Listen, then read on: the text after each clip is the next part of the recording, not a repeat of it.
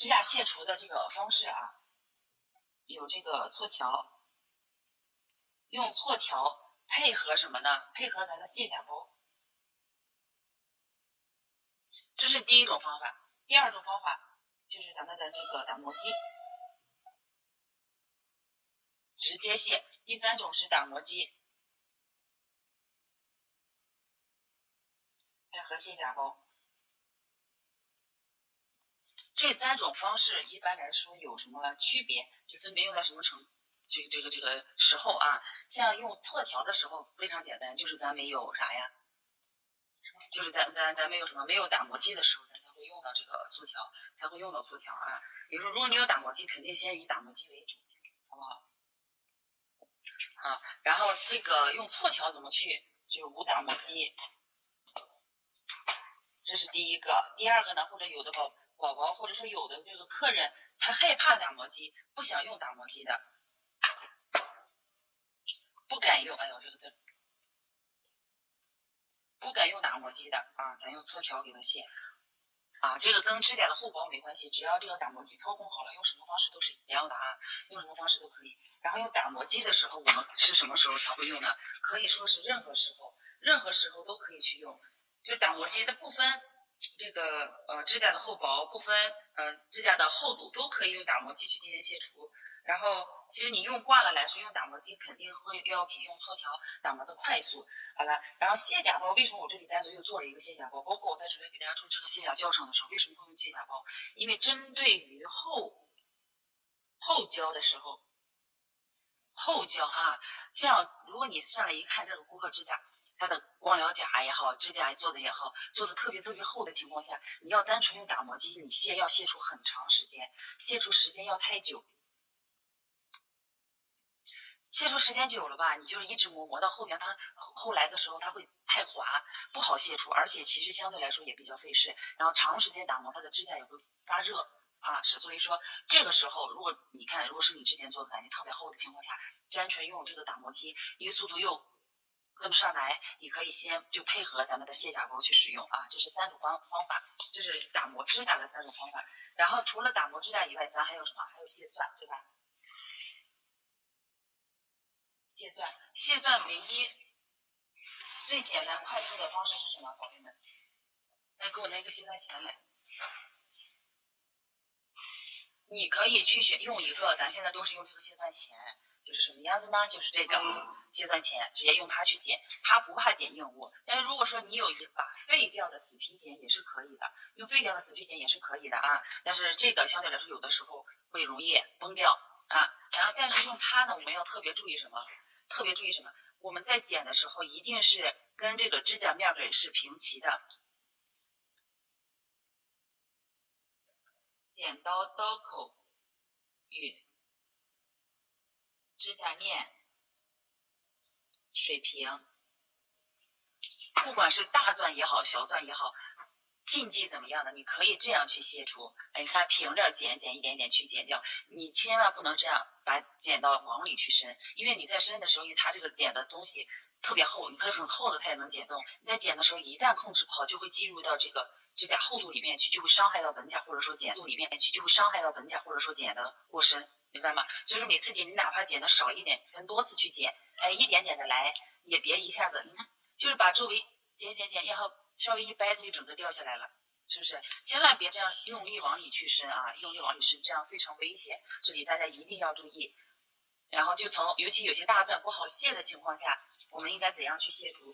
如果有些大钻不好卸，比如说那些堆钻，用这个尤其是用水晶粉去粘的那些钻，我们就从边缘开始，先一点一点的给它剪，把边缘口开了，只要开了一个口，底下松动了，那个钻的底部松动了，然后就好说了啊。松动了之后，你就轻轻，然后一边卸一边去掰动。很快就掉下来了，这是个钻的卸除方法。但是你像有这种指甲里面，我们作为一些小饰品，如果因为我们包在里面不好卸除的情况下，我们是可以拿它先去试一下，先去松动一下。如果直接不好松动的话，拿打磨机就直接卸掉了，然后先磨或者直接磨掉表面的封层，包上卸甲包，轻轻一抠就掉下来了啊。所以说不要小瞧这个卸甲包的一个作用。然后我们卸甲包这个跟大家说到了卸钻的方式，其实很简单啊，卸钻就非常简单。我本来想给它好好剪，没想到这么好剪。然后卸甲包一般是这种成盒的啊。然后现在都用这种一次性的卸甲包，但是如果说你的店里怎样？如果说你的店里整个这个做顾客价格比较低的话，这个也是作为一个拓客的，就是高收价的一个方式。比如说你卸指甲，你是想用这个卸甲包卸除，还是用这个不是用，我给你们拿一下那个看看啊，是要用脱脂棉蘸取卸甲水，脱脂棉蘸卸甲水，还有这种捏指甲卸指甲的，这个看一下啊，这个现在还有很多宝宝店里会用，它怎么去用呢？我们一般会配合卸甲棉或者脱脂棉，就是棉花铺在咱消毒杯内的那个棉花。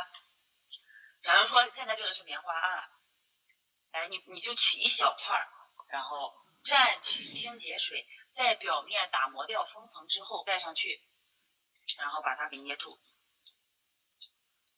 这样捏住。它其实类似于就是什么呢？用它作为一个固定啊，用它作为一个固定。这个棉片比较硬啊，就这么去包住每个指头，这样去包。这个成本来说是最低的，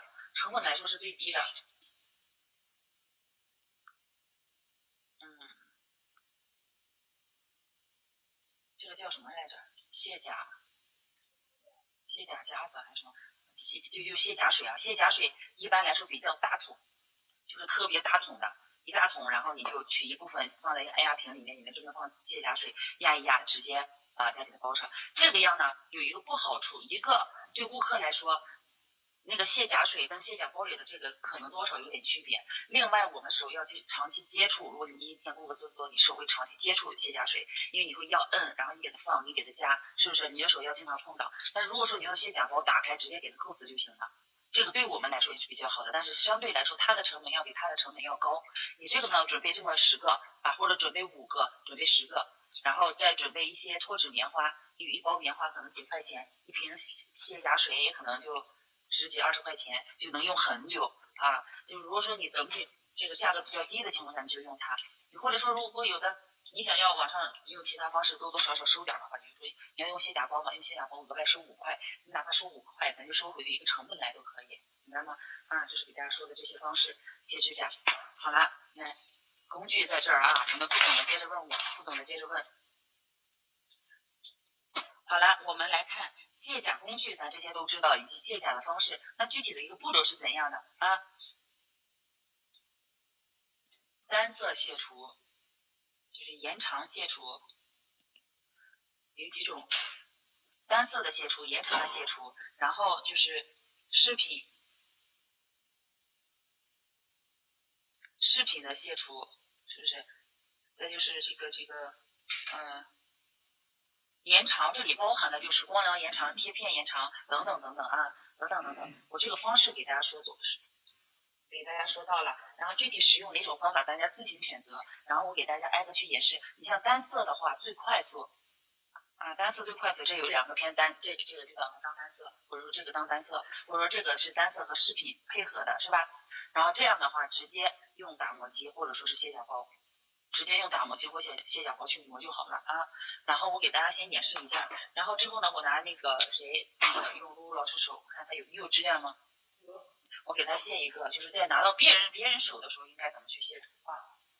来，我先用这个按照正常来说的一个步骤，如果用错条的话，大多数新手宝宝都不敢用打磨机。我看昨天晚上视频在说，第一个，永远所有的步骤，第一步永远都是。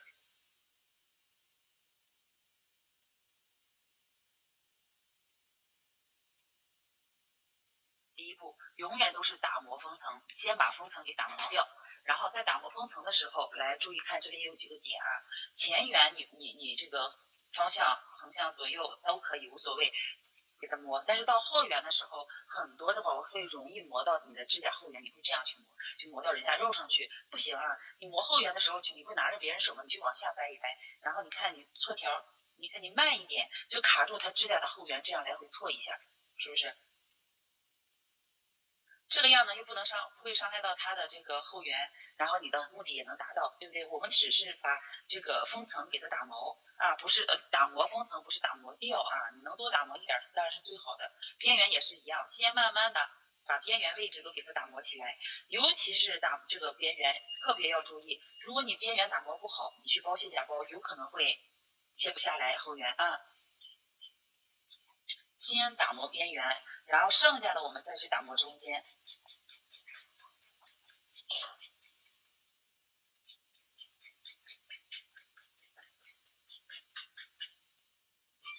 看，这样就打毛了，看见没有？整个面没有这个明显的反光点，这就可以了。我这个因为做了2次那个塑形建构，所以说整个指甲会有一点厚啊。这是我本身指甲，你看能看出来吧？它能厚很多。所以说像这种情况下，如果你怕卸的太慢，你有那功夫，你给它大概打磨一下，包上卸甲包，待会儿用打磨机或者用其他方式卸除。就是等待一段时间，有这个时间，你要不你就休息一下，要不你就准备一下再接下来需要的工具，或者说跟顾客、跟客人讨论一下，你接下来要做一个什么款呀？你喜欢什么样子的，对吧？哎，用这种，在等待期间，反正尽量的给自己去减少麻烦。你长时间打磨上10分钟的，用打磨机卸除就比较累啊。但是大多数我还是直接用用打磨机去打磨，这个没有什么强制的一个限制。卸指甲呀、卸断还是比较简单的。大家有什么问题可以问一下，可以问。哎，然后卸甲包或者说是什么来着？打磨机怎么包卸甲包？来给大家说一下。一般这个卸甲包，它后面有一个小皮皮，塑料皮儿、塑料薄膜。然后你在用之前，你先沿着它的这个虚线给它撕开，它这个很好撕，里面有锡纸。哎，对，我再跟大家说一下，除了这个卸甲包，还有咱们卸甲水，还有用锡纸。这是最原始的一些方法，就是也是锡纸加脱脂棉，也就是棉花啊，脱脂棉花，锡纸加脱脂棉或者卸甲水加脱脂棉，这个都可以，都是包住手指的。但是现在这东西方便了，你按弄开之后，它里面直接有一个卸甲棉片，看见没有？就是把口开开，你可以这个朝上，你也可以这个朝上，但是不管哪个面朝上，你的这个棉片一定是盖在你的需要卸除的指甲上的，你千万别棉片在下面呢，然后你这样去戴啊，这样去戴是不对的，好吧？只要能保证棉片能包住这个指甲就可以了。然后打开之后，我们把这个薄膜给撕掉，稍微抠一下，来，你说来拿手，然后把他的手伸进去，伸进去之后要看一眼啊，能看看完全盖住指甲之后，从一边先给它粘上，然后卡紧，把这边拽一下，卡紧。然后包上去，一个卸甲包就这么去包，这就包好了。然后我们再去包第2个，整体打磨，然后整体带卸甲包啊，就这个样子去做。这是这个卸甲包的佩戴方法，卸甲包的佩戴方法。然后你像锡纸也是一样，弄上之后取一小块这么大概，我现在基本上不用了啊，就这么一小点点锡纸，然后放上脱脂棉蘸清洁水，蘸卸甲水之后，直接把那个锡纸，哎，就这样给它包起来，包紧，或者说直接再拿这个镊子给它把指甲前端给压住。哎，也是等待同样的时间，需要等待多久呢？一般需要等待5到10分钟，根据指甲的厚度，你可以进行2次打磨，也可以进行2次佩戴。这个呢，它其实可以朝上，也可以朝下啊，这个无所谓。然后这个如果说你包的途中拆下来，你弄发现还是很厚，还是胶很多，那你就可以再拿下来给它戴上，就卸掉一部分之后再戴。是不是？不然它太厚，这个卸甲水它阴到一半程度的时候就不好往下走了，所以你需要把上面的卸给它弄掉，再去磨下面的一部分的。然后这是卸甲包的一个佩戴。如果你直接用打磨机啊，用它的话，我先给大家说，如果不用打磨机的情况下，咱先稍微等待一会儿，然后等待期间咱准备就是不太好的这个钢推啊，用钢推，或者是用专门卸指甲的一个3角形的，什么形状呢？可以写上啊，包卸甲包啊，延长呢可以直接进行打磨了。这个是用卸算钳，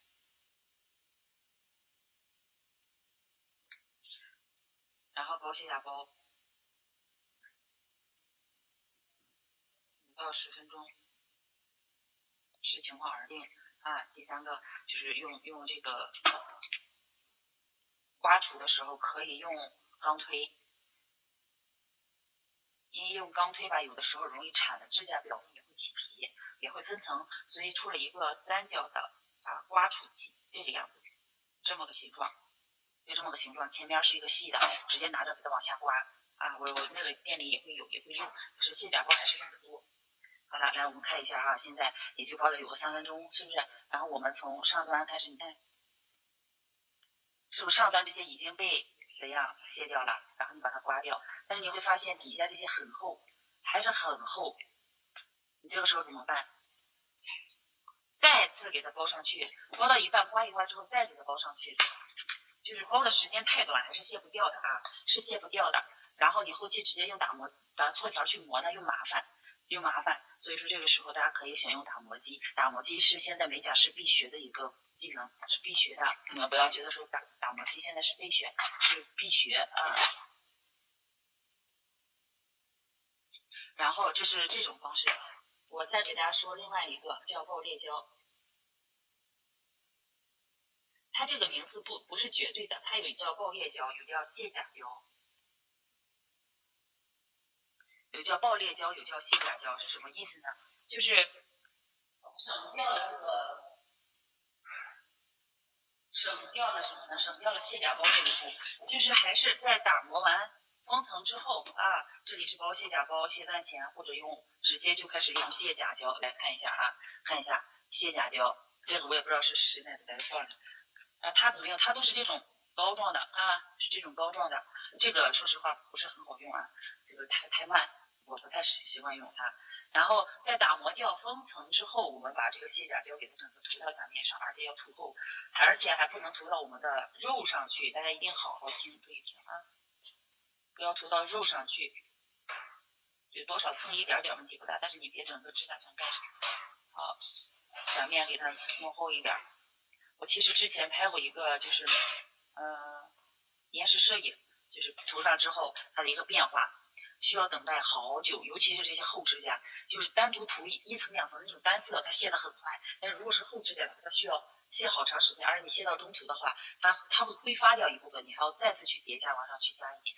但是它有个什么好处，你就不用管它，它自己一会儿会分分全部裂开，裂开之后直接刮就好了。但是厚指甲我不建议使用，忒慢啊，咱就是拿时间赚钱的这个方式忒慢了，好吧？这个给大家说到普及一下，你们可以去搜一搜试试。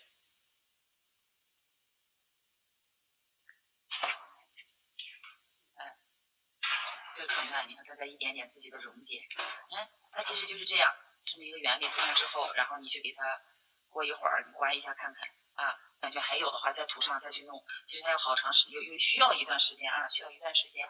但是现在也不要你们想的太绝对，就说这个不好。那有的可能卸甲胶就是比较好用的，对不对？不让涂到肉上的，肯定都是有原因的。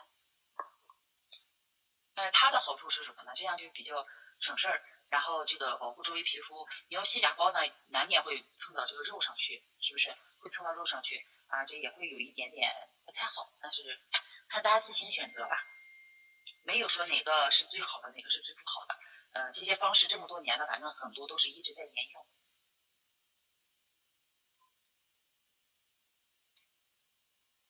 还得等待半天，就有这个功夫，用打磨机就卸掉三个是有了，好了，先把它擦掉啊。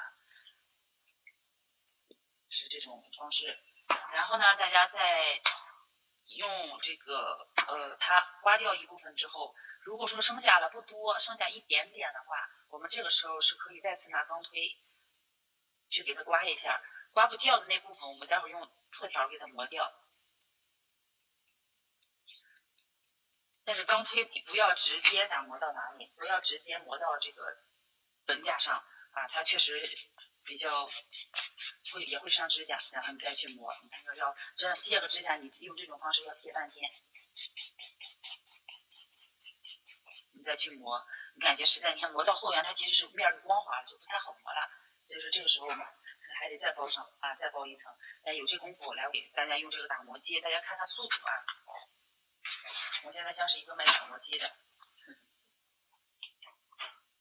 打磨机用打磨机卸甲呢，它有几种头。这个呢是一个卸除硬胶、厚胶的，它的颗粒感是特别重的。还有什么呢？还有大家用这种陶瓷头，它的面整体就要比这种要细，它适合卸本甲、上的甲油胶等等。它呢就是厚指甲、光疗甲、延长甲等等的用它卸。但是你要操控好了，用法都差大差不差啊，都大差不差。来，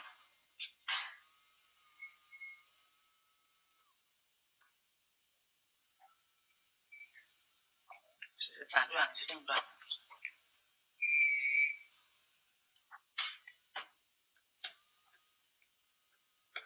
看一下啊，直接用它卸，先不要从最后缘开始拉，你从中间也好，从两侧也好，都是从这个指甲中心部分，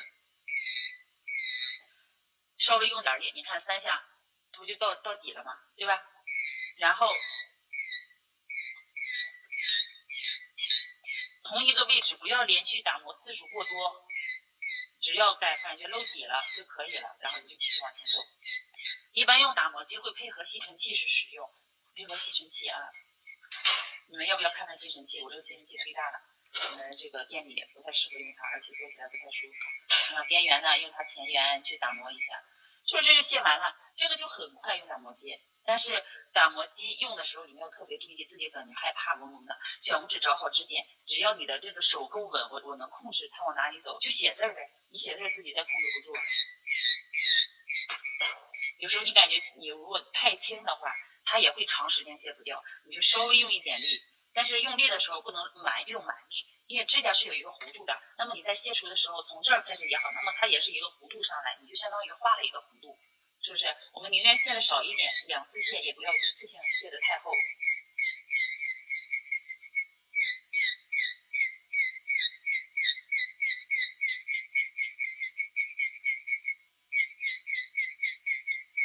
你可以先从前端把前端卸的差不多，大面上卸的差不多，然后再修边缘这些边边角角的位置。你也可以先从指甲的后缘开始去卸除，然后只要露着本甲了，露着这个肉色了，你就先不要太用力。其实我这上面还是有一层建构的啊，所以说我就一般磨到这儿，我就不再往下去打磨了。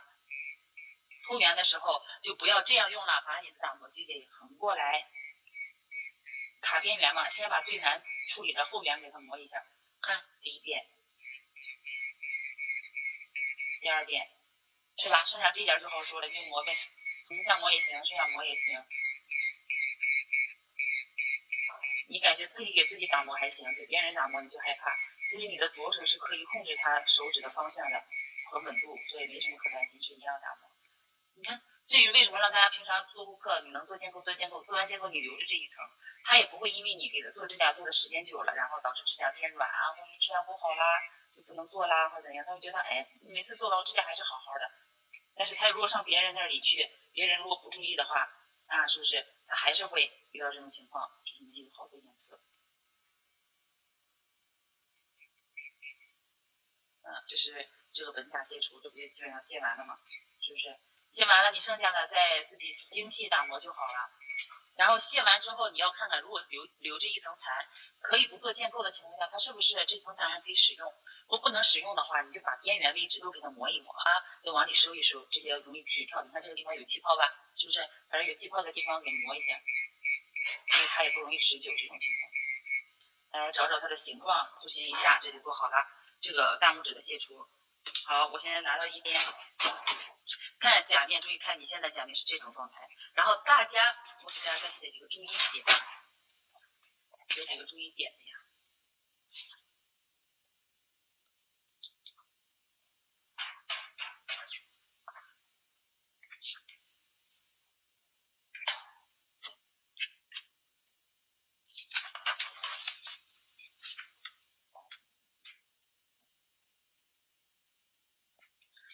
来，卸指甲的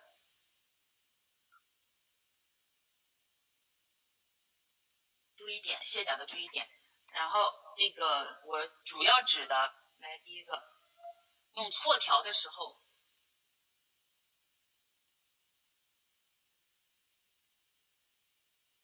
不要磨到肉上去。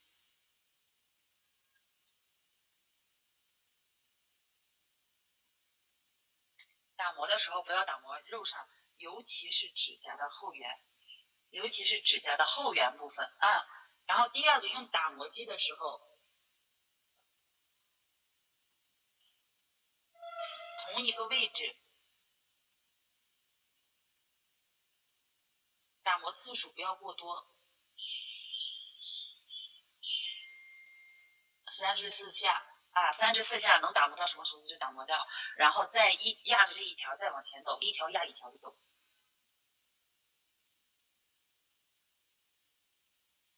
一条压一条的去进行打磨，它的面就干净了。要不然你这儿干净了，这儿又干净，跟咱做垫片一样，中间会空着一部分。能理解我的意思吗？这是用打磨机打磨的时候，然后用打磨机也要保护好我们的指甲后缘，也要保护指甲后缘。然后第三个，在只要露白了，就不要磨了。只要它的指甲，你不管谁的指甲，只要磨到露白了，你这个位置就先不要再去用力打磨了啊，就先磨其他的地方。然后另外还有什么呢？而且用打磨机，手要找好支点，意思就是手必须要稳啊，必须要稳。第5个，用打磨机的时候走弧度。走弧度切除什么意思？就是我说过的，指甲面是一个弧度，你要磨的时候就从上来下来，这么走一个弧度。你要是平着下，你可能只是中间干净，两侧就很厚，然后你再一点一点的这样去磨嘛，就能一条线从上下来，就一条线啊，一条线。不要平向去磨，就是一定要走弧度啊，这是走弧度的意思。然后第6个，我觉得这个是很重要的一个点啊，就是要戴口罩。这是我得为你们着想，照。戴口罩啊！不管什么情况下，你只要卸甲，一定要戴口罩。你像我每次卸指甲，我只要不戴口罩，我嗓子里面就痒痒，我也不知道为啥啊。但是它那个灰尘呢，你在呼吸的时候，它全是胶链，又不是别的，都到你的嗓子里去。所以说一定要戴口罩。第7个，吸尘器。打磨吸尘器，不然它会飞得到处都是啊。吸尘器准备一个小型的，不用特别大的，特别大的不好用。另外，你没有吸尘器的话，桌面就铺一次性垫巾，这个咱应该都有吧？做顾客对不对？都铺上一次性垫巾，卸完甲打磨，修完甲型之后，把整个这个包一包，接着扔掉啊，就一次性卸巾。然后我觉得最主要的是这个。啊，你们要戴好口罩，先保护好自己，好不好？然后这是一些点，我如果一会儿想到，我再给大家去添加，大家先把这些记一下。来，我们继续来看，这是本甲卸除，本甲卸除之后，整个面上还有一点脏脏的东西，我们待会儿直接用什么？用海绵抛给它再打磨一下，它就干净了。如果说我做完指甲，我不想再做了，我想养一会儿，那么就拿咱们的什么来着？抛光条，对吧？把它整甲进行抛光，你看抛完光之后，面是不是就健康多了？哎，好，这个就结束了。然后再来看，我这个做的是浅贴甲片的延长，这还有带了钻，带了钻之后，这个位置如果你的胶很厚的情况下，你可以拿剪刀先给它剪平一点。同样剪的时候，左右手2个手配合，然后右手剪的时候，左手稍微挡一下，别把崩出来的东西，顾客正在喝奶茶吃东西呢，你嘣直接蹦着把里去了啊！就一定要拿手盖一下，一定要盖住。然后你像这种延长类的甲片，我一个是如果我还要，我怎么处理？如果不要了，我怎么处理？如果不要的情况下啊，这个甲片浅贴甲片长了一段时间，已经长得很长去了，它已经没有什么牢固度的话，就需要卸掉它。那么卸掉的时候，第一步是什么？先去剪指甲，把你指甲剪到想要的长度，或者说剪到它自己本甲位置以上的部分一点点，然后给它剪掉，再直接进行打磨。你像我如果说我这个还要，如果再接下来再做款的话，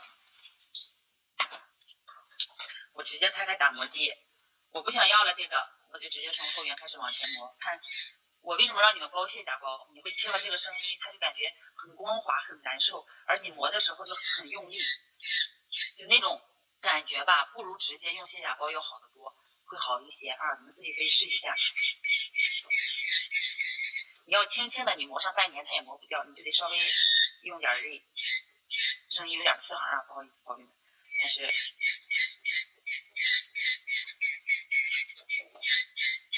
卸除大家都会啊，卸除都会。但指甲面比较钝的时候，你在打磨它的指甲会整个震的，会有一点点感觉。所以说，根据顾客情况吧，你们具体情况具体分析，好不好？然后这是这个长指甲，如果卸除的话是这么走。但是我还是说的，我想给它包上先把整个面打磨的时候，你哪怕不用打磨机，你用搓条去磨呢，先给它面上给它磨掉，两侧热的时候给它掰开去进行打磨，但是一定得磨到位，它边缘这个水才能吃进去，要不然它是边缘是最结实的。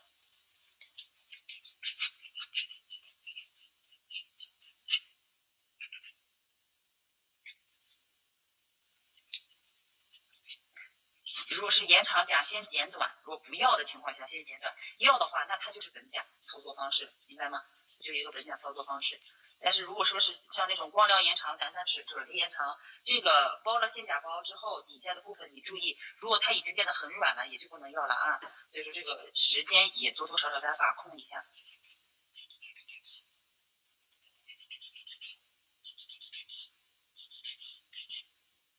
打磨到什么程度？整个甲面没有明显的反光点，那就说明全是打磨到位，尤其边缘位置。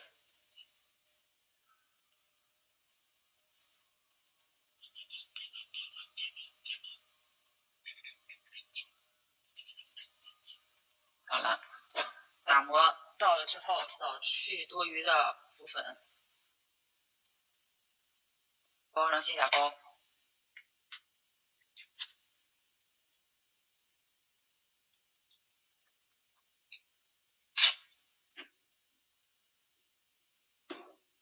现在基本上都会用卸甲包的啊。等它一会儿，等它泡了一会儿之后，咱再去磨，它会很容易就磨下来，会减少你使用打磨机的一个时间。打磨机虽然快，但是还是在快速的方式上，不然尤其是你们新手刚开始磨，很容易磨得不到位。但是这样包完之后再去打磨就很轻松了啊。其实卸甲难度并不大，就在于一些细节上应该怎么去处理。给它泡一会儿，大概泡一会儿。好了，这是咱这个，咱先往下讲，让它先包着，待会儿再卸，待会儿再卸啊。这是这些注意点，大家看一下。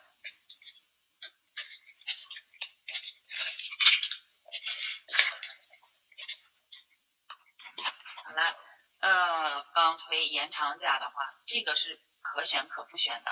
然后第3步就直接这个卸除就行了，直接卸啊。这个饰品呢，先去剪掉饰品，在桶上操作。反正这个步骤就那么多，无非就打磨掉封层主要的，其他的就是包上卸甲包或者不包卸甲包直接磨，就这么简单。然后磨的时候一些注意点我写在这里了，卸指甲的一些注意点，这个放在第1位，第6条放在第1位上去，就是先戴上你的口罩，好吧？先戴上你的口罩，然后再去往下进行。你们哪里有没有看不清的？看不清跟我说一声。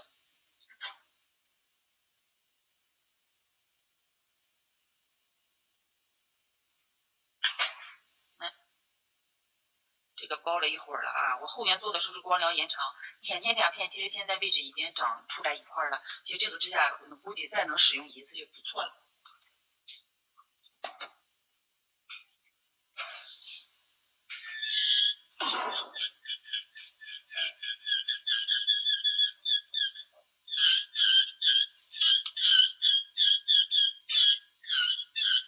我要继续使用的话，大家应该记得什么来着？留着一层残，对吧？留着它的一个底。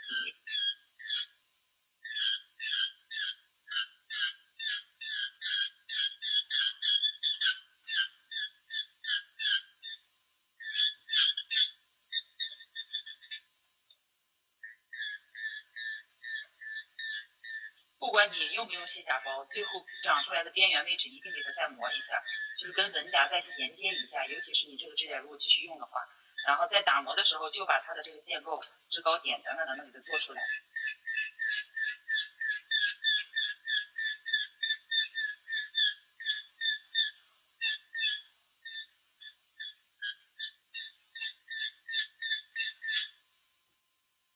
弧度多多少少有一点啊，我们再给它把后缘磨一下。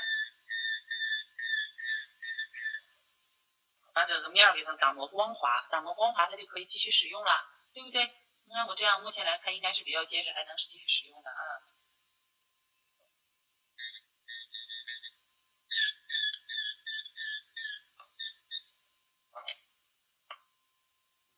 这个边缘位置，待会儿咱们用那个海绵包就给它磨掉了。试一下。如果甲面这些胶不软，比较硬的那就可以；如果是比较软的，就是被洗笔水不是泡的比较软的，就给它一定把那块给磨掉，就不要了啊，因为你再留着它也不结实了，好吧？然后像这个，比如说我们做了一个延长，中途想换一个，像咱们那样是，那么你就直接用打磨机，这就直接用打磨机磨了啊。我从后缘开始，一点点的往前去收。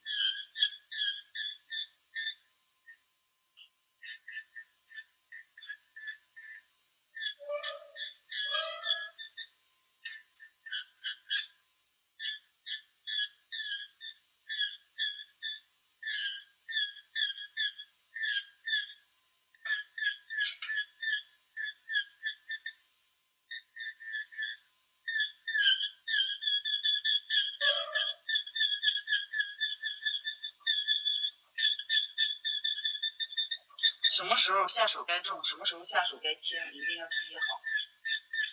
就是颜色越浅的时候越轻轻的磨，然后颜色越少越轻轻的磨，颜色越多的时候，胶越厚的时候可以稍微用点力气。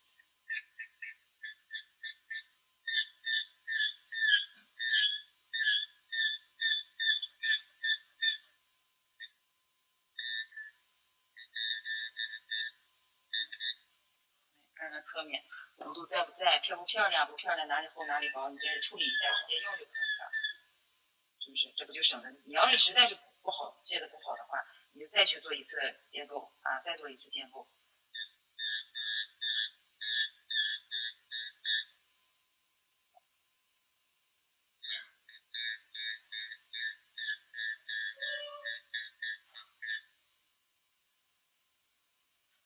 这样整个指甲呢，甲油胶部分就卸完了。那同样的，如果我现在来，宝贝们，有甲片的情况下，啊，我先扫一下，你看这些。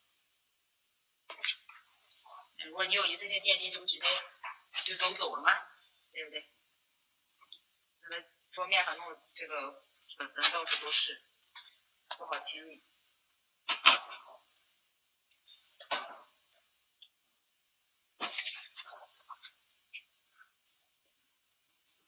这是在只卸除甲油胶的方式情况下，那么我要是有贴甲片，我贴的甲片该怎么去清除呢？如果是光疗延长，我可以直接进行打磨，留一层残。那甲片呢？甲片也可以用同样的方式，但是甲片有很多宝，现在市面上来说用解胶剂，去卸除，就是说，贴的甲片，全甲也好，半甲也好，然后边缘会开一个口，然后往里去滴胶，一点点的去先用什么？先用钢推，然后这样去也是给它掰开。说实话，那个速度没有打磨机快啊，没有打磨机快。为什么我没给大家去着重去说这个？相对来说确实用的也不多。然后按照我这边就是所有店里人员他们的一个反馈，他们不愿意用它，因为有的时候用它一掰掰的，它的本甲也会受到一点伤害，因为你看不到，你只能盲掰，就跟你就无非就是把胶融化一点再掰呗，就是比自己去生掰会监控的更好一点，更保护一点。但实际上这个方式，我个人感觉也会损伤到本甲，因为它相当于在本甲和这个甲片之间胶给它进行分合，所以说我一般会建议你们呢，直接直接打磨掉，剩下那一点点留着那一点点胶啊，或者怎样，再稍微磨一下，到最后都是没有问题的啊。甲片卸除的方式有几种，就是用打磨机卸除，然后用这个解胶剂，基本上这两种，或者说你们再加上卸甲膏，再用卸甲膏去卸除。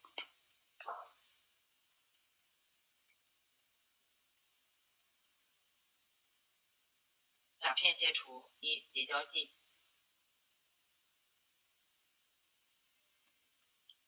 第二个，你用它的时候注意别伤害到本甲啊，别伤害到本甲。然后第二个呢，就是用打磨机直接去磨。第三个，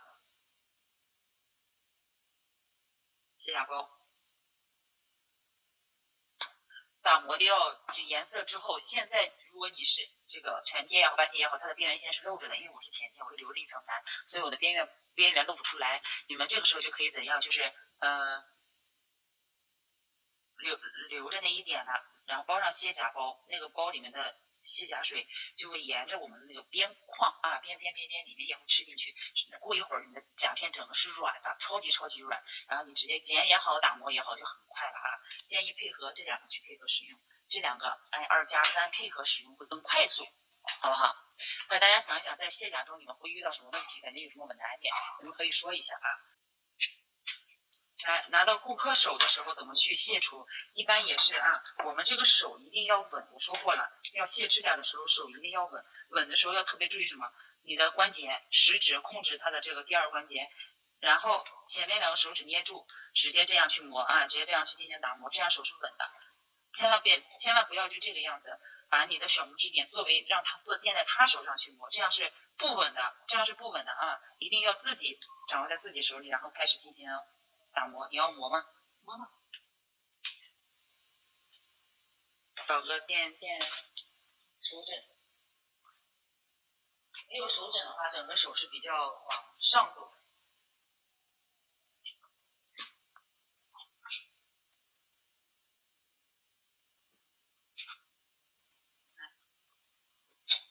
看一下啊，把那些卸除。底下一般这个地方是有那个吸尘器的，我的吸尘器太大，放上来是看不出来的。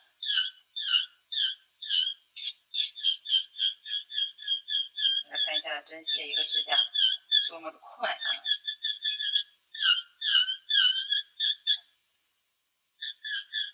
怎么录了？听不了这声音。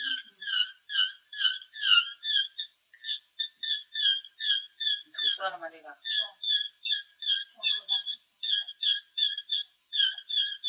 你看我都是来回做，我一个位置我不会长时间在那儿，我可能就是一个位置打一下，然后左右同时去走那个边缘。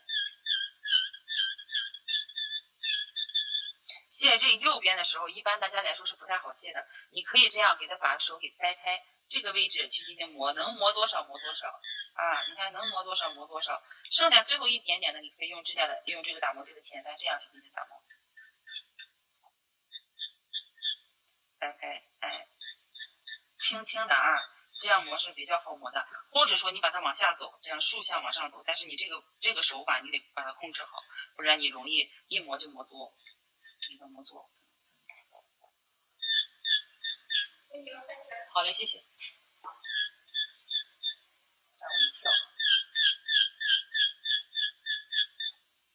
来侧面看一下，来侧面看看这个位置是不是特别凸起，哎，你们可以这样就把这个位置横向的给它磨一下，或者竖向磨都可以啊。就单纯就磨这局部，就这个位置，别的地方也不磨了。然后这个样子看起来是这个地方高一样，但其实是别的地方太低了。待会儿再重新做塑形就好了。看看这个颜色就打磨完了。你看最后我的手是很松的，因为前缘没什么胶了，所以轻轻的给它带2下就好，不用给它再用力磨了啊。然后边缘这些起翘的，有些这些起翘的这个位置上，哎，咱必须给它磨掉。就是留在指甲上的这层残一定要利利索索、干干净净，别有些这种边缘起翘的现象，不然它很容易再开。